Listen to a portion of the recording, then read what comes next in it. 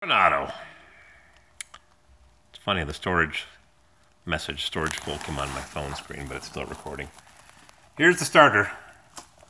I was just talking to Nick, and a buddy of mine called me Halloween costumes, and I said, oh boy. So I dropped the starter. Instead of working on the K5 Blazer, I went underneath here and dropped the starter, and I noticed that my oil filter is an antique, probably 20 years old. The oil's like mud. And I jiggled the front wheels, and I noticed that I've got a loose idler arm. I don't know if you can see where it is. Where's the idler arm? Somewhere. Let's see. Where's the idler arm? I don't know where the idler arm is. Well, put the light here and you'll hear it clunking. It's really loose. I think one of my outer tie rods is loose. This thing hasn't been greased in ages. I'm beating up on the guy that I bought it from again because he could have done a lot better. Change the oil, grease the suspension. I'll show you something else that I noticed. I keep saying I'm never going to buy cars again on eBay, but there's a 68 Cadillac Eldorado, second year for the Caddy front-wheel drive, first year for the 472. It's turquoise blue with a white top and interior, fully loaded, but no headrests and no light monitors, but it has seat warmers. Look at the CV boot. This tie rod, I can't jiggle the wheels now. Where's that idler arm? Oh yeah, right there. I pulled the starter off. How's the flywheel look? Yeah, it just fell out. The bushing just fell out. Oh, I didn't show you that. So here's a made in Xinjiang, China starter. Check this out. Made in China. Manufactured in China. Yep. So I removed the starter, and the bushing just fell onto the ground. There it is right there. Bushing. I've never seen that. I've rebuilt quite a few starters. The bushing just fell out of the housing. So that's why it was making such a racket. Beating on my nice original flywheel. I removed the oil filter. Made in USA. Yeah, these are gone. Truck ain't gonna fix it. So I took off the starter, took off the oil filter. Noticed the leaking CV boot. It's pretty dry. Cracked like my BF Goodrich tires aren't. So let me see if I can show you the idler arm. Wait for it to focus, if it will.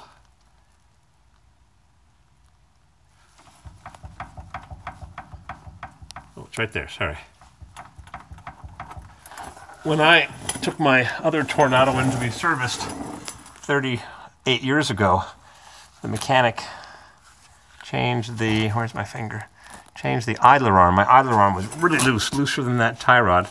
And I didn't know how I could get this off because I bought a puller back in 1980, the year after I had the car, but the puller goes right under there. How did he get it off? He stuck a bar from the top on top here and he banged the crap out of it. And it said in the owner's manual, do not remove by banging on it. And he banged it off and it could break the top of the steering box, but that's how he got it off. Then I noticed my exhaust manifold's leaking. Those are bolts, not studs. So I was thinking of taking off the exhaust manifold. Look how dry the suspension is. It hasn't been greased in a dog's age. It's got new wheel cylinders. Somebody did put new wheel cylinders on, but for heaven's sakes, grease the suspension! Ah! Turn this light off and save the battery. Oh, it goes dead. Still don't know why this cover doesn't fit. Maybe it's from a different year air cleaner. That should fit down nice and tight. And I took off the cap for the horn relay. It's right there. I didn't break the housing this time. I just went to my warehouse where I keep my other cars.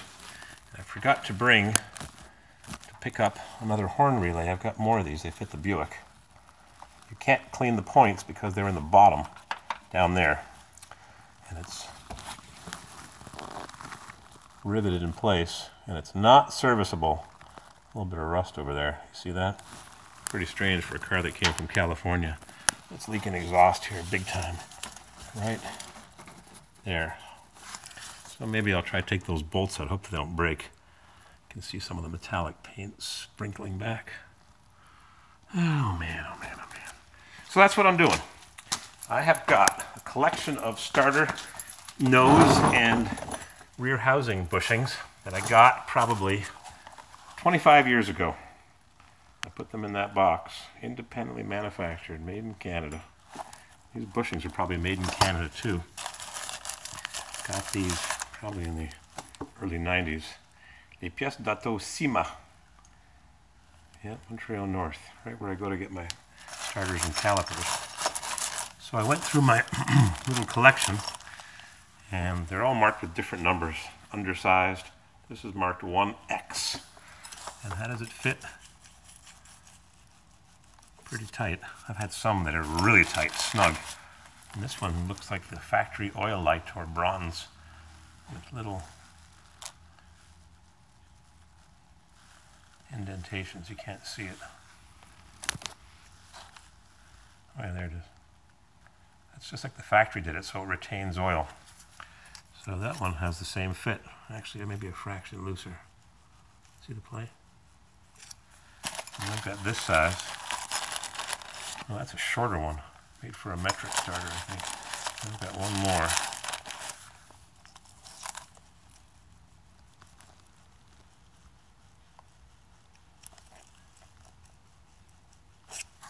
Anything will be better than a bushing that fell off. Those are the rear ones that go into the back.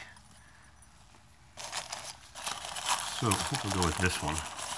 So what I used to do, back in the days when I used to rebuild these on a regular basis, take an old sharp screwdriver and chop the old bushing out. And then you just pound the new one in with a hammer handle. So this thing's probably machined a tiny bit too big. It looks beautiful. They make all this stuff in China, and I know a rebuilder that buys all these, and he takes them apart and changes the parts that are too soft or not properly made or not properly riveted or whatever. But this is a made in China starter. How do you like that? The nose cone, the solenoid, the armature, Bendix. This is a Bendix starter drive. And how do you know when a starter drive is good? Usually when you turn the key and it goes zing! It's because the one-way clutch in here. Same idea as an automatic transmission. There's rollers in here, and the more rollers they have that lock, the better it is. It says 7-roller or 4-roller, whatever it is, heavy duty. So anyways, you turn it, and it should turn with restriction in one direction, friction, restriction, in the other direction it locks up. It doesn't turn that way, it just turns this way. So I'm going to put a drop of oil on the housing, and interestingly, the phenoloic stuff here, whatever it is melting between. I might just sand that down a little bit. So it looks real nice, but I've seen these here. Well, it's a rebuilt solenoid. Maybe it's made in the USA. Usually it says Delco heavy duty or high temp. It's been rebuilt. Somebody opened that up, put some new parts in it, new coil, and repeened it, because normally it only has one mark. That has 3. I've seen it where these forks break. I'd never seen a fork break on a made in USA Delco Remy. Dayton Electric Company. Never seen a fork break, but I saw one where one of the forks was busted off. It still worked. I'm going to get one from Dwayne. I'm going to get a nice USA starter and rebuild it. I don't like this Chinese crap. Same with the water pumps. 6.2 water pump leaking. Grand Prix water pump leaking.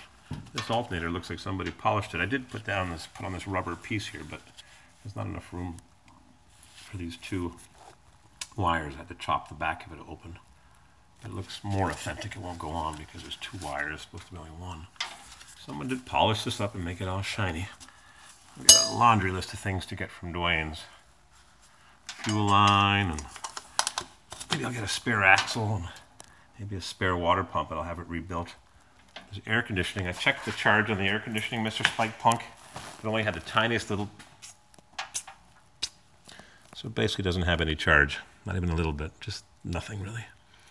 Then maybe I'll get a wiring harness or something to clean this up. And go back to the points ignition, get some factory hose clamps. See if I can find a lower hose, not one of these hot rod ones that's... Where is it? It's got one of those flex hoses. I can't even see where it is. Trust me. Junk flex hose. You see it down there. Right there.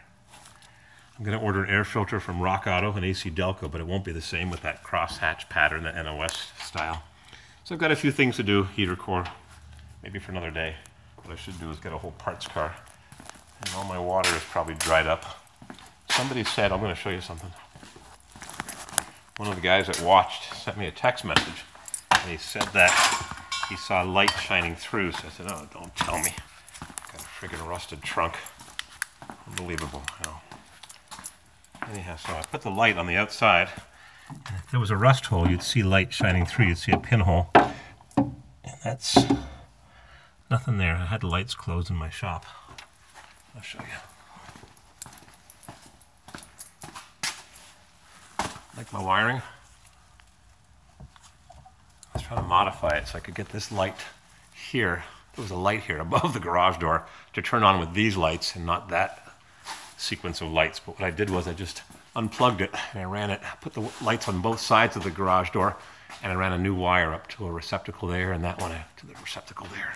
The lights are plugged in, not hardwired. So I fixed that. I could just turn the lights on at the end of the shop and get that one to work, which is now 2, without having all those on. Back to business. No holes. See?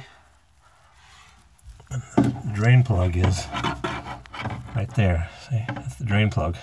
But if there were holes, I think it's going to open up. I think when I sandblast that, there's going to be lots of rust holes. Or not sandblast it, but soda blast it. That is nasty. That is bad.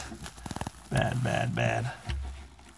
Oh my God. Unbelievable. Yeah. Yeah. Disappointing.